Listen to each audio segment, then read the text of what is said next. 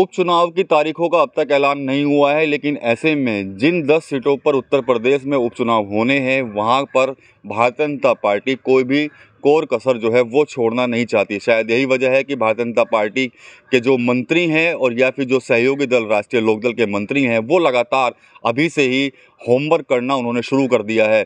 बात करें अगर पश्चिमी उत्तर प्रदेश की मीरापुर विधानसभा सीट की, तो यहाँ पर कल भी भारतीय जनता पार्टी और राष्ट्रीय लोकदल ने एक संयुक्त रूप से कार्यकर्ताओं के साथ बैठक की और उनको जीत का मंत्र दिया। माननीय मुख्यमंत्री ने प्रभारी के रूप में जिम्मेदारी दी है। मेरे साथ में शुभेंद्र मलिक जी और शुभेंद्र तोमर जी और केपी मलिक जी भी लगाए गए हैं।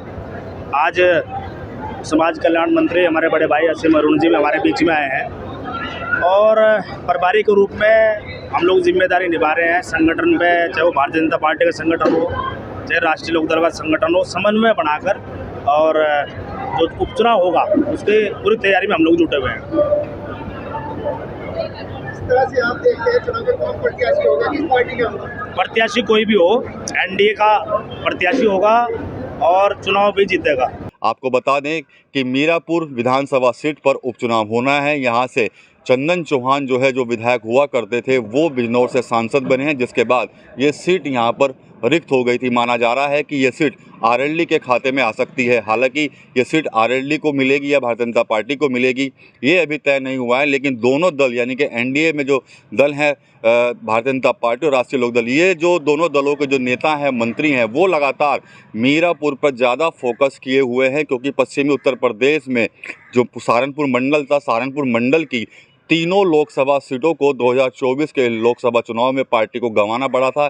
ऐसे में मीरापुर सीट को जीतना एक बड़ी चुनौती भारतीय जनता पार्टी के लिए बनी हुई है और शायद यही वजह है कि भारतीय जनता पार्टी के कई मंत्री लगातार मीरापुर में जाकर कार्यकर्ताओं के साथ बातचीत वहाँ पर कर रहे हैं और साथ ही साथ स्थानीय जो लोग हैं उनकी नब्ज़ भी यहाँ पर टटोलते नजर आ रहे हैं। आज मुजफ्फरनगर के मीरापुर में हम सब एकत्रित हैं और हमने मिल कर के चर्चा की और संकल्प लिया कि आने वाले उपचुनाव में हम सब मिल कर के काम करेंगे।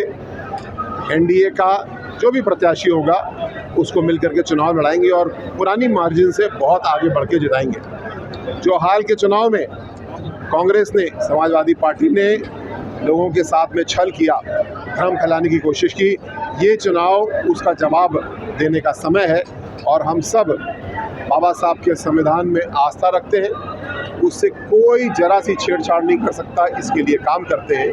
आरक्षण की व्यवस्था को और ताकत देने के लिए काम किया है, भविष्य में उसको और ताकत देंगे।